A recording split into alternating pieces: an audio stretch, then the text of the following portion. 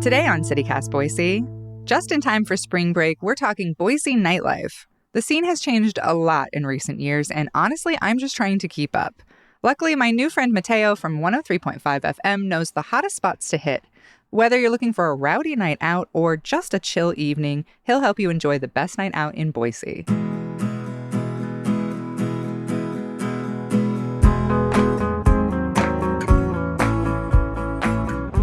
It's Monday, March 20th. I'm Emma Arnold, and this is what Boise's talking about.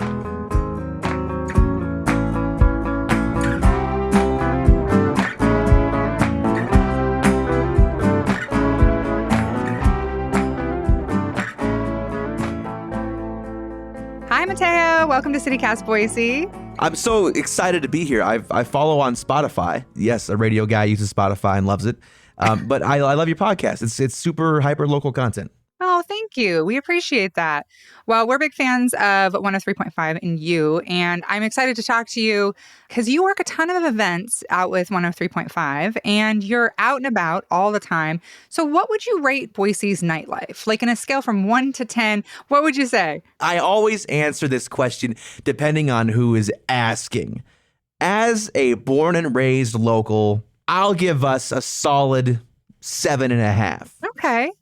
But I always give us a 10 to people that either haven't been or are visiting, because I think that it's always pleasantly surprising that there's a lot going on in Boise at night when the sun goes down. People kind of like expect that the opposite. So, yeah, that's true. When I've had friends or comedians visiting, they've kind of been like, is there anything to do here? And then when we go down, they're like, okay, this was actually great. We actually had a blast. They had a very fun time. So yeah. How would you describe Boise's nightlife scene? What's the vibe down there now? I would say these days it's a little a mix of maybe like debaucherous and eclectic. But you get down there on a Saturday night, almost any given week, and you've got, police cars closing down streets for safety, not because anything too wild's going on. But it's they're looking out for pedestrians because there are people everywhere. And especially if you're on that 6th and Main corner, you've got everything from like a rock bar to a hip hop bar to a country bar to like a sophisticated Penn Gillies craft cocktail bar, all exiting on that same, hotspot. So you're seeing all sorts of different ages and folks coming out. So I think it's a really healthy mix, and it's really crammed into that small area.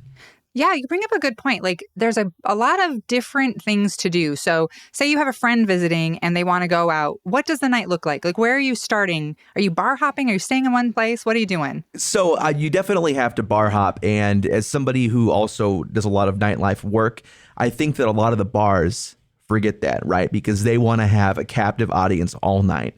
And it's like, look, you're in downtown Boise. There's maybe 6, clubs, if you will. People are going to bounce around. There's parties, there's groups. You've got to start at Cactus Bar, which is like the staple in downtown Boise. I think they open at 10 or 11 o'clock in the morning. Last place I expected you to start with, but you're saying start. Well, you have to get it out of the way. Okay, fair. You've got to knock it out. Cash only, but that means cheap drinks. So listen, you got to knock those out so you're feeling good and you're coasting by the time that you kind of get to choose your own adventure. Because there's, again, everything from country to hip hop to dance, and then the unicorn in the city, Humpin' Hannah's, right? Oh, yeah. What are you going to get into there? Well, you better go in a little bit buzzed from Cactus before you go in, is my humble opinion. But you can run the entire gauntlet of downtown Boise. We're so spoiled on that 6th and Main corner. Get a flavor for everything. And if you're feeling adventurous and you really want to get your steps in, 8th and Idaho is a whole 2 blocks away, which for some is much too far in Boise, Idaho. But then you have another dance club and some really great lounges where you can kick back with your friends. And, I pretend I'm sophisticated sometimes, get like a really well-made craft cocktail. I used to go dancing before COVID. I used to go dancing all the time. And now I haven't gone in years and I've been wanting to. But I'm kind of like, what's even out there? If somebody wants to go out dancing, which club has the best dance space? Okay, so I'm going to go and say that Karma on 8th and Idaho. Okay. Used to be Fatties, right? It used to be Fatties. And that was a very different a time back then. It was a little ratchet in there. But now it's very bright. It definitely leans to more of a dance vibe, but it's a pretty good mix of contemporary music.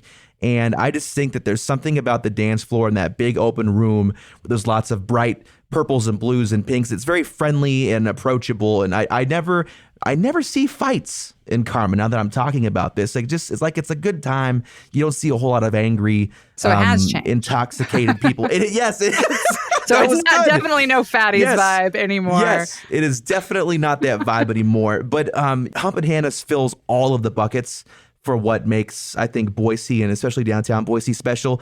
So if you want to sing your heart out to, Lady Gaga and Blink-182 in the same 10 minutes, their dance floor is always slam packed. The band, Rocky Johnson, is like everything that is Boise, it seems like. And so I'd have to say, if not a tie for first, a close second. Yeah, my favorite spot was always the balcony. It's a standby. I mean, It's such a great place to go dancing and so inclusive and fun. But a lot of times when I would take people from out of town, I would always hit. Everybody would make fun of me in town because I would always hit Fatties because they played a lot of hip hop, and I hear Karma does too still.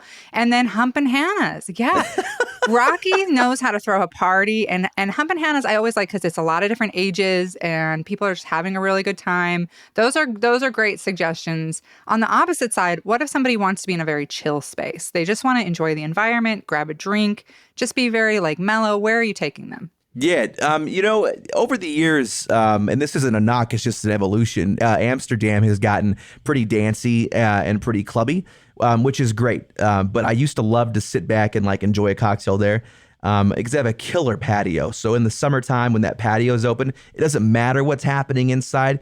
You can really post up and enjoy a nice drink outside. But I think the Mode on the corner of 8th and Idaho is a total vibe. They've always got a different DJ playing something different there. And it's, you sit back, you relax, you can have a conversation without screaming at the top of your lungs about, whatever, catch up with the friends or make new friends. And so I'm a big fan of the Mode for kind of kicking back and enjoying a drink. You maybe already answered this a little because you mentioned Humpin' Hannah's, but do you think that's the most Boise spot? Or can you think of something else that is just that's so Boise? Yeah, I would say the Neurolux really embraces Boise. Even though, if people think that Karma is a long ways away from the middle of the action, Neurolux, you better get a short flight. But, I do think that Hannah's is special. I can't tell you how many times in my line of work, we'll have folks from record labels come in and, play new music or whatever and hang out, do dinner, catch up. And I always, especially when I first came back to Boise, take them to Humpin' Hannah's. And I cannot tell you how many times they've called me on a random night and said, hey, so-and-so has an off night on tour. They don't want to get recognized in town, but they need to go to Humpin' Hannah's. Can you get them in? And so Rocky will meet them in the alley, bring them in, and no one's any of the wiser knowing that there's some act that's passing through town and is in there. But it's funny. It's a memorable experience, and Rocky is so amazing at making people feel like they're the star. So I think that's what makes it special. That's funny because I have the same experience with famous comedians who are just hey, we're looking for somewhere to drink where nobody's going to hassle us. And I have steered them the same way. Been either Neurolux or Humpin' Hannah's. Probably no one will bug you in either one of those spots. Totally. Yeah. Are there any places that feel kind of overrated or maybe even underrated? Do it. You can answer. Oh my gosh. This. Listen, as somebody who works in many of these places, I'll answer cautiously and say that I have never understood the Roddy's hype. It's a cesspool of sweat and condensation and eventual heartbreak. It is. Yeah. I've never understood that at all. I agree with that. And what you're describing, I feel like anybody who's been in there, it feels like a place where you can feel everybody's breath on you and in you. And it feels like you're being bad touched. If you're lucky enough, you can smell it. Yeah.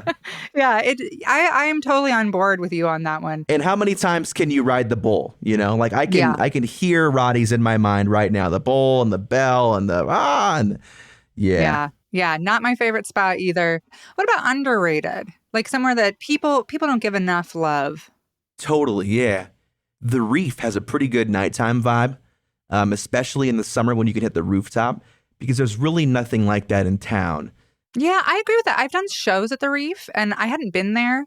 And but I don't know, this is probably 7, 8 years ago now, but they invited me to do some shows there.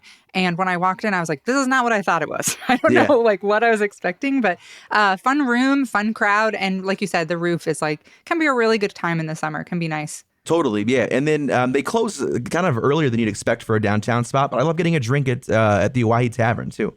Oh, Oh, it's a little yeah. bit kind of on the edge, but they've got a great drink menu and a cool vibe, a great patio. I'm a sucker for patios, if you can't tell. I'm going to say 10th Street Station is a little underrated because it was really popular like 10 years ago. And then I feel Yeah. like it kind of fell off with a certain, like Gen Z hasn't quite found 10th Street Station yet, I think.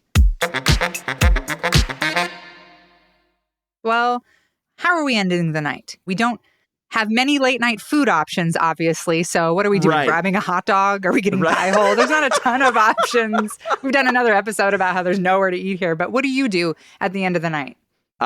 Listen, as far as anything that's non-incriminating, you definitely have to hit the taco truck next to Bandana Running and Walking. Oh, okay. I've had, now this is not a knock, but I'm just being honest. I've had the taco truck when the sun is up.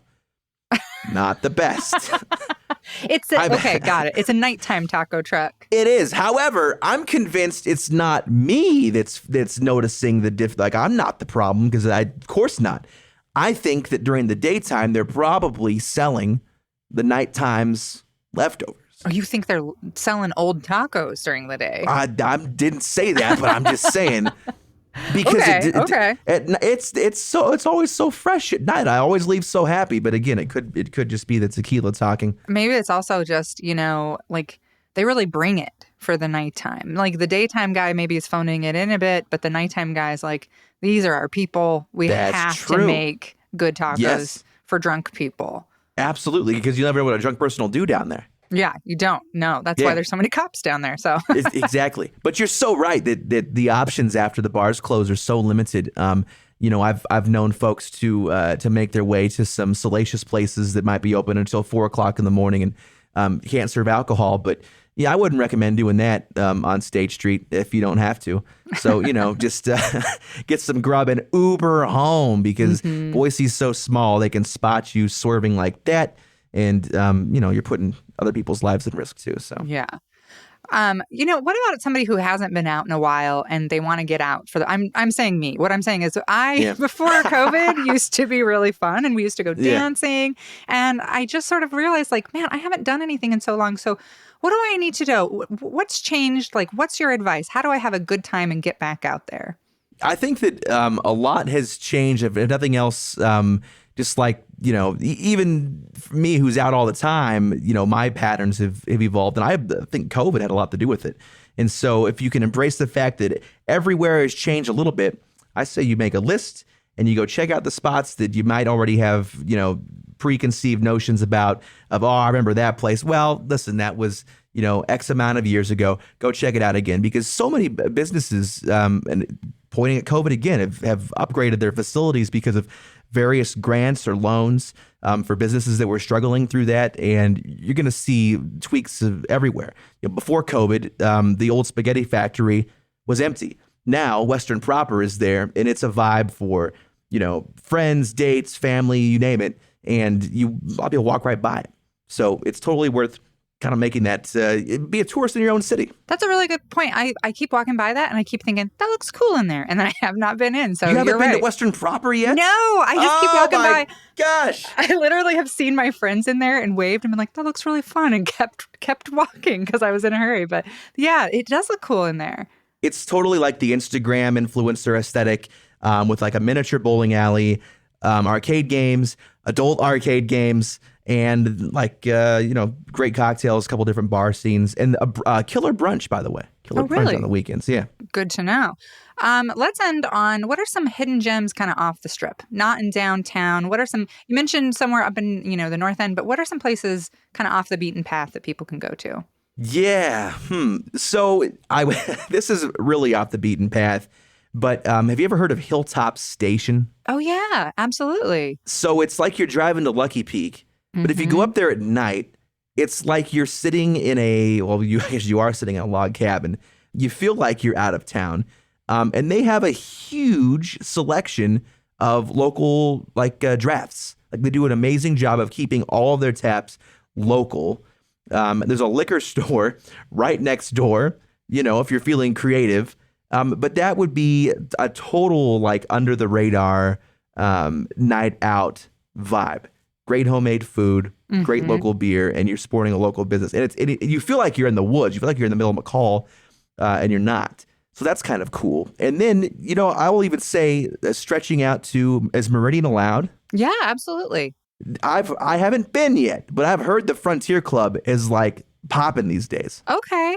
I'm blown. Meridian has a nightlife. I had no idea, and I'm thrilled. I'm thrilled for Meridian. I have heard tons of times lately that the Frontier Club in downtown Meridian is popping up. So maybe we round up Evelyn and we all head out to Meridian for a crazy night out and see what the scoop is. I like it. I think that sounds fun. My 2 picks for hidden gems are going to be the Somewhere Bar down in Garden City. Good call. I went there with friends recently, and we had a really good time. They played great music the whole time. I've heard that their food can be pretty tasty too. I didn't have anything, and their drinks were really fun and pretty reasonably priced. And I'm also going to say VAC in Garden City, which maybe isn't for first choice for going out to party, but they a lot of times do after shows you can stay and have a drink, and they do really fun events. They had for New Year's Eve, they did after Cabaret, they did a really big rowdy New Year's Eve party. So they do a lot of really cool, fun party stuff too that people should check out. So, oh my gosh, well, it sounds like we're headed out to Meridian with Evelyn. Yes. I'm not sure exactly what you wear to party in downtown Meridian, but I am on board. I don't think we have to stress it. And Evelyn's paying for the Uber is what I heard. So all bets are off. Fantastic. Well, Mateo, thank you so much for making it so we can have a little fun this weekend and next. And I look forward to listening to you on the radio. Awesome. Don't do that to yourself, but I appreciate the support. Thanks, Mateo. Thank you.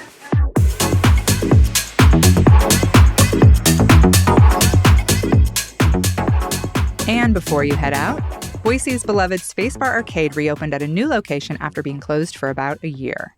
The bar is now located at 620 Idaho Street, less than a block away from the original spot. The new bar comes with some fun new perks, a raised stage for music and performances, live screen printing provided by Back Alley Print Shop, and for the first time, a full spread of hard liquor and mixed drinks. Welcome back, Spacebar!